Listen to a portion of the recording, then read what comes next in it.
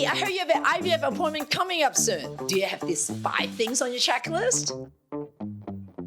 Number 1, know if your finances are in order because IVF cycles are expensive. Is it covered or not? You really need to know about your finances because IVF treatment is very expensive. What is finances? What is insurance? Well, there are lots of criteria that some of the insurance may call prior authorization, which means that they want you to make sure that you are fulfilling all the criteria of the listed things they are on the insurance contract with your employer and to see if you are covered for the treatment.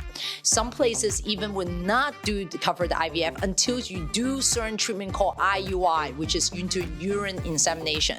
So not knowing what this all means makes you very vulnerable. So you need to be empowered, understand your insurance plan before you walk in that door at the IVF center. Number 2, who is going to answer your 3 a.m. call? Who you gonna call? Same thing for the IVF center. Who is going to answer your call when you desperately need that doctor or nurses? Most of us are working from an 8:30 to 5 job. And then by the time we get home, when we get that call from the IVF center, hey, your instructions is to take this medication. It's like, oops, I don't have it. That is a very, very vulnerable time. Not only that, after you have surgery, you're bleeding, spotting, infection, you're in pain. Who is answering that call? Who is your care team? And it's very important to decipher that out when you talk to your doctor at your first visit. Number 3, so many patients always ask me, how many times do I really see my doctor during my IVF cycle? That is such a great question because when you go on blogs, pages, some of you may have heard that when you go to an IVF center, you only see them at the new appointment and you don't see them at all during monitoring. Not every IVF center where the doctors is calling with the instructions, sometimes they're nurses and their care team. And so this is very important to communicate with your doctor because when you have certain questions, maybe only the doctors can answer those questions, especially in certain protocols such as mild stimulation protocol, conventional IVF. Anytime we're using heavy injections, it's very important to establish that rapport with your doctor and making sure they're monitoring your protocols and cycles.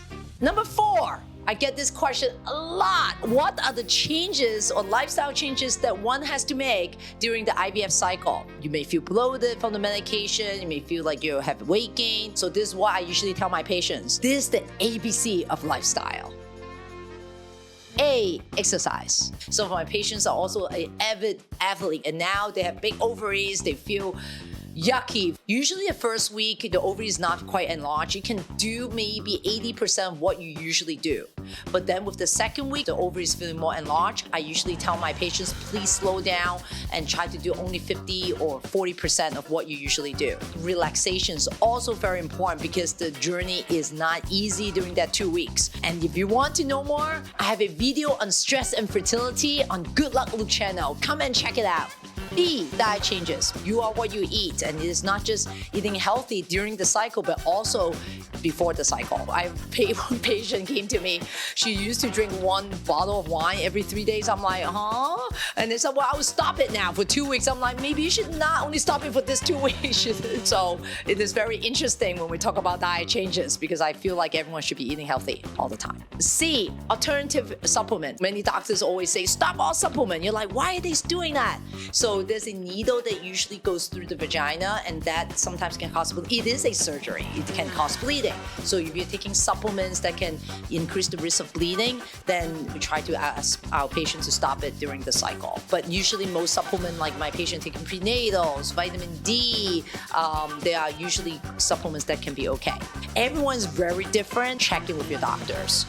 Number 5, this is a question that nobody asks, and I think every patient should ask. Please ask your doctors how many visits do you need during an IVF cycle because there are different ways of stimulation, such as conventional stimulation, mild stimulation, and natural IVF cycles. If it is natural, that usually is less visit. If it is a higher dose of medication, sometimes it's more visits. And it is very important to know about how many visits because you need to live your life while you're trying to get pregnant.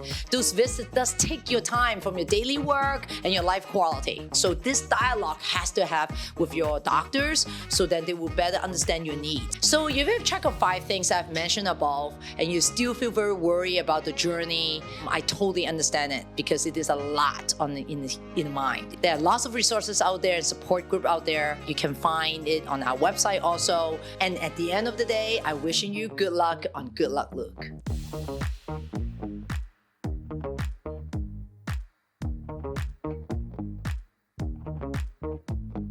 You got this.